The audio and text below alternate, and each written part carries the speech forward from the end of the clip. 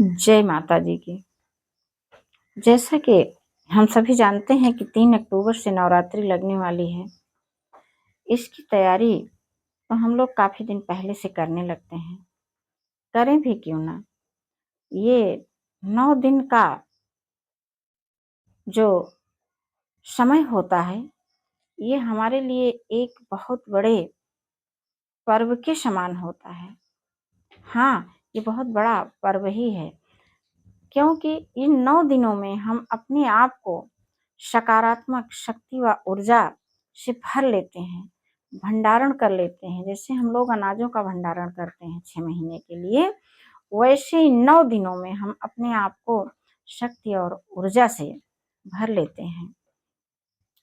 अब थोड़ा-सा इस पर और चर्चा कर लें कि सबसे पहले तो हमें इसके लिए घर की साफ-सफाई के साथ तन की साफ-सफाई और मन की साफ-सफाई, सभी प्रकार से स्वच्छ और निर्मल जब होते हैं, तभी हम अच्छा भंडारण कर पाते हैं। तो आइए देखते हैं कि हम अपनी घरेलू सफाई तो 2-3 दिनों पहले ही खूब अच्छे तरीके से कर लें और उस सफाई को भी पूजा से ही जोड़ करके नाम स्मरण लंबी गहरी सांसों के साथ। फिर आ जाते हैं हम 1 दिन पहले पूजा की भी सारी तैयारी करके इकट्ठा कर लें और हम शाम को ताजा, शुद्ध, सात्विक, सुपाच्य भोजन ही बनाएं। भूख से कम ही खा करके उस दिन हम 8 बजे तक फुर्सत हो जाएं।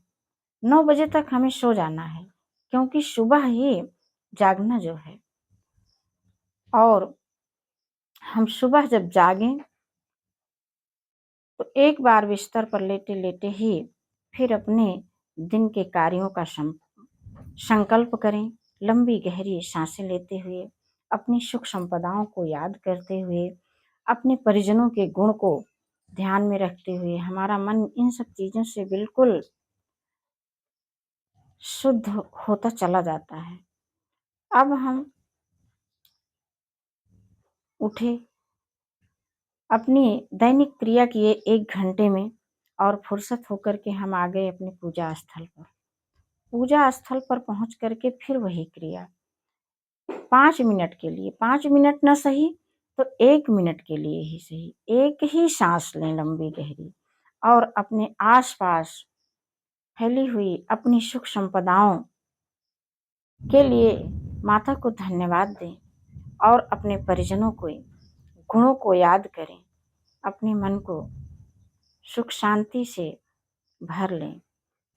फिर हम जैसी भी पूजा करते हैं, धूप, दीप, फल, फूल, भोग, माता शैलपुत्री का स्मरण करते हुए कि हे माँ, आप हमारी पूजा को संपन्न करिए। मेरे पास पूजा की कोई विधि नहीं है, मैं बिल्कुल अनभिज्ञ हूँ। ऐसा कहते हुए आप उनकी पूजा कर लें।